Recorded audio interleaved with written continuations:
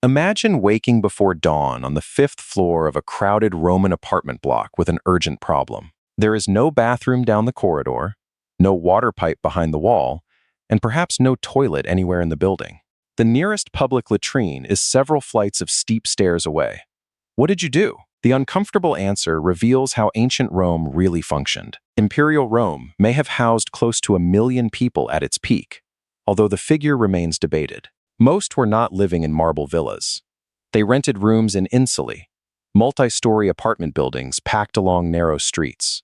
Literary sources describe buildings rising dangerously high, while remains at Ostia, Rome's port, preserve substantial apartment blocks with shops below and rented accommodation above. The higher the room, the cheaper and less convenient it generally was. Ground floor apartments might have several rooms, access to a courtyard, and sometimes a private water supply or toilet.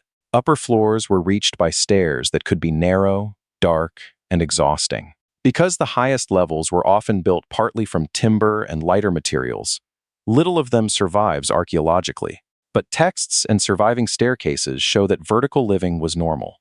Rome possessed one of antiquity's greatest water systems, yet aqueducts did not place running water in every home. Frontinus, the official who supervised Rome's aqueducts around the end of the 1st century AD, describes a regulated network of public basins, baths, fountains, and licensed private connections. Poorer residents usually carried water upstairs from a street fountain, one heavy container at a time. That made an upstairs flush toilet impractical.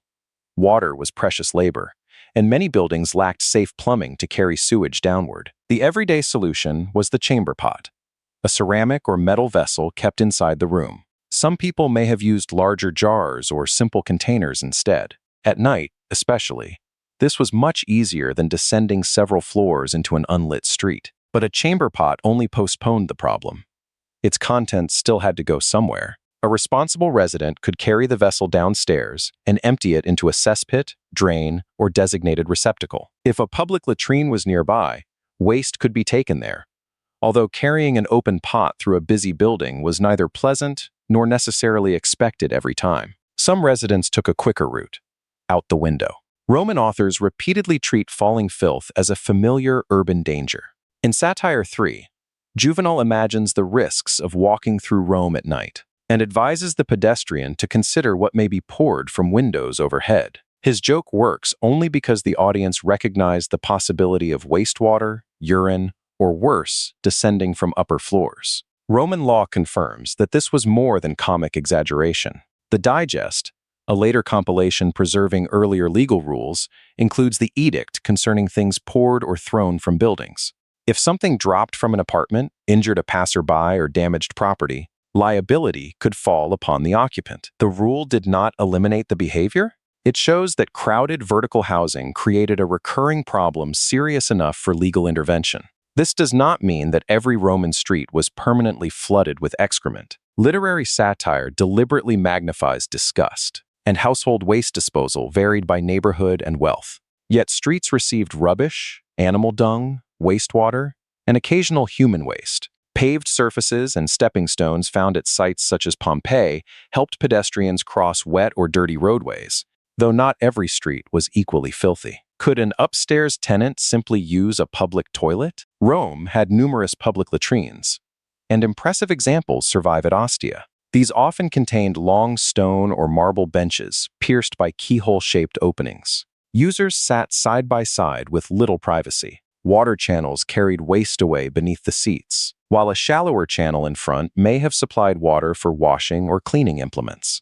The famous sponge on a stick is often presented as universal Roman toilet paper, but the evidence is less straightforward than popular retellings suggest. Ancient texts mention sponges in latrine contexts, yet scholars debate exactly how commonly they were used and whether they were personal cleaning tools, toilet cleaning devices, or both. Leaves, scraps of cloth, water, and other materials were also possible. Public latrines solved only part of the upstairs residents' problem. They might close, require a walk, or be unsafe and inconvenient after dark. There is also no good evidence that every neighborhood had one within easy reach. The widespread claim that Emperor Vespasian imposed an entrance fee on public toilets is misleading. His famous tax concerned collected urine, a commercially valuable substance, not simply admission to latrines. Urine mattered because Roman fullers used alkaline substances in cleaning and processing cloth. Collection jars could supply workshops, and the tax, remembered in the phrase pecunia non olet, money does not stink, reflects the value extracted from an unpleasant commodity. Fecal waste could also be removed from cesspits by laborers and used as fertilizer, although handling it exposed workers and farmers to obvious health risks. Rome's sewers did not provide a modern universal sewage network. The Cloaca Maxima began as part of a drainage system and eventually carried stormwater and waste toward the Tiber. But many houses were never directly connected. Some toilets discharged into cesspits, others emptied into drains. Connections could clog, release smells, attract vermin, and allow gases or floodwater to move back toward buildings. There were important exceptions to the image of every upper-floor resident relying on a pot. At Herculaneum, where volcanic burial preserved buildings unusually well, archaeologists have identified vertical pipes and toilet arrangements that carried waste from upper levels into drains or cesspits. Such installations show that Roman builders could create multi-story sanitation. They do not show that it was standard in cheap rented rooms across Rome. One especially revealing discovery lies beneath Herculaneum's Insula Orientalis E. Archaeologists investigated a long sewer serving apartments, shops, and food businesses above it. Layers of compacted waste contained human feces alongside fish bones, shellfish, fruit seeds, eggshell, pottery fragments, and lost objects. The sewer became an accidental archive of what residents ate, discarded, and passed through their bodies. Microscopic evidence makes the story less glamorous.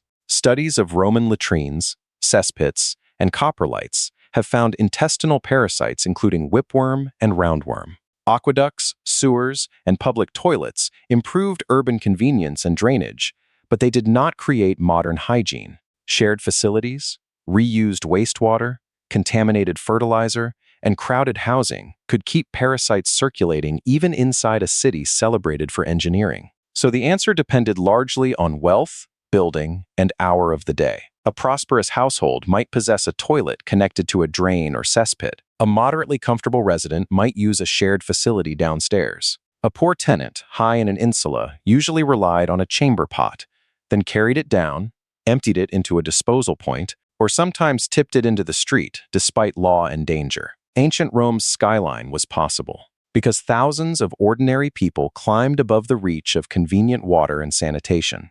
Aqueduct arches and monumental sewers displayed imperial power, but daily life on the upper floors still revolved around stairs, buckets, pots, and difficult choices. From the street, Rome looked like the master of water.